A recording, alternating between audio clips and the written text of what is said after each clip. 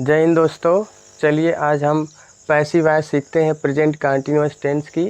और present continuous tense की passive voice सीखने के लिए हमको उसकी एक्टिव वॉइस की वर्ब और प्रेजेंट कंटीन्यूअस टेंस के पैसिव वॉइस की वर्ब जानना ज़रूरी है। तो चलिए देखते हैं कि प्रेजेंट कंटीन्यूअस टेंस के एक्टिव वॉइस की वर्ब क्या होती है। तो एक्टिव वॉइस की वर्ब प्रेजेंट कंटीन्यूअस टेंस की जो होती है इज, एम, आर और प्लस मेन वर्ब का फोर्थ फॉर्म। अगर ये आपको दिखेगा वाक्य में तो वो जो वाक्य होगा वो प्रेजेंट कंटीन्यूअस टेंस का होगा। और इसका जब पैसिव वॉइस की जब वर्ब जो होती है, यानी जब एक्टिव वॉइस की वर्ब को पैसिव वॉइस की वर्ब में बदला जाता है तो इज, एम, आर और फिर बीइंग और मेन वर्ब का थर्ड फॉर्म हमको लगाना होता है प्रेजेंट कंटीन्यूअस टेंस की पैसिव वॉइस बनाने के लिए। और इसको कुछ एग्जाम्पल की मदद से हम समझ लेते हैं कि कैसे प्रेजेंट कंटीन्यूअस टेंस की एक्टिव वॉइस की वर्ब और चलिए देखते हैं। जिसे they are reading the book, वे किताब पढ़ रहे हैं। तो इसमें आर और ये वर्ब का फोर्थ फॉर्म आया है। और जब ऐसा हमको देखने को मिल गया तो ये हो गई प्रेजेंट कंटीन्यूअस टेंस की एक्टिव वॉइस की वर्ब। चूँकि ये एक्टिव वॉइस की वर्ब है तो ये है एक्टिव वॉइस का सेंटेंस। अब इसको पैसिव वॉइस में बदलते हैं। तो पैसिव वॉइस में बदलने के लिए हम ऑब्जेक्ट खोजते हैं। अगर वाक्य में ऑब्जेक्ट है तो उसका पैसिव वॉइस बनाते हैं। तो ऑब्जेक्ट की पहचान करते हैं, वर्ब की मदद से हम प्रश्न करते हैं। अगर वर्ब की मदद से प्रश्न करेंगे क्या, किसे, किसको, किसकी से, अगर इनका जवाब है तो वाक्य में ऑब्जेक्ट होता है।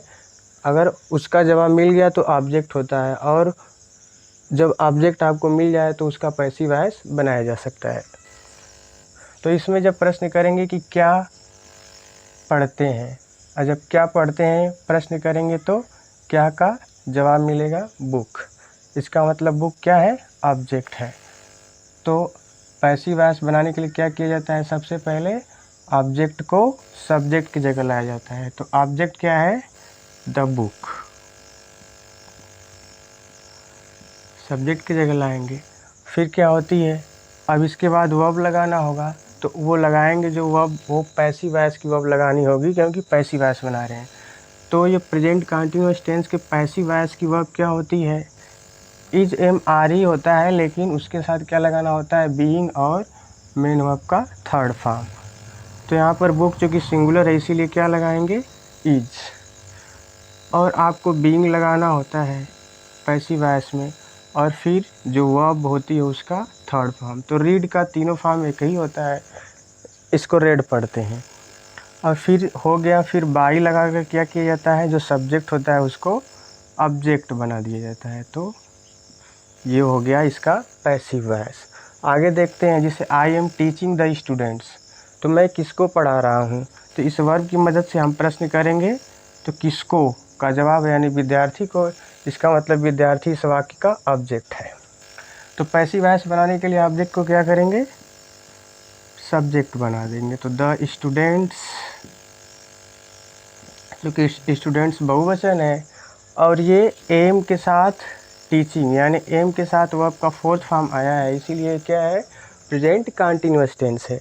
और जब प्रेजेंट कंटीन्यूअस टेंस है और ये एक्टिव वॉइस की वर्ब है, इसको पैसिव वॉइस में क्या लिखेंगे, तो इज, एम, आर, बीइंग और V3। तो स्टूडेंट्स चूँकि प्लूरल है इसीलिए क्या आएगा, आर, और बीइंग लगाते हैं। और फिर क्या करेंगे, अब वर्ब का थर्ड फॉर्म TAUGST, टाट। फिर बाई क्या, जो सब्जेक्ट है उसको क्या किया जाता है, ऑब्जेक्ट बनाया जाता है। तो आई का ऑब्जेक्टिव केस मी। उसी तरह नीचे एक एग्जाम्पल लिखे हैं, तो सी इज़ प्लकिंग द फ्लावर्स, तो वो क्या तोड़ रही है। तो यहाँ पर देखिए क्या का जवाब मौजूद है, फ्लावर्स। क्या तोड़ रही है, क्या से प्रश्न करेंगे तो फ्लावर्स। फ्लावर्स इस वाक्य का ऑब्जेक्ट है, तो ऑब्जेक्ट को क्या करेंगे, पहले ला देंगे। तो द फ्लावर्स, क्योंकि फ्लावर्स बहुवचन है इसीलिए क्या लगाना पड़ेगा, आर। और आईएनजी वाला है तो पैसिव वॉइस में क्या लगाते हैं, बीइंग, और मेन वर्ब का थर्ड फॉर्म। और फिर क्या होता है, जो सब्जेक्ट होता है उसको बाई लगाकर ऑब्जेक्ट बना देते हैं। तो सी का ऑब्जेक्टिव केस, चूँकि ऑब्जेक्ट की जगह लिखा जाता है तो ऑब्जेक्टिव केस ही लिखा जाता है। तो आई होप आप लोगों को प्रेजेंट कंटीन्यूअस टेंस की जो पैसिव बनाने होता है तरीका वो समझ में आया होगा। जय हिंद, धन्यवाद।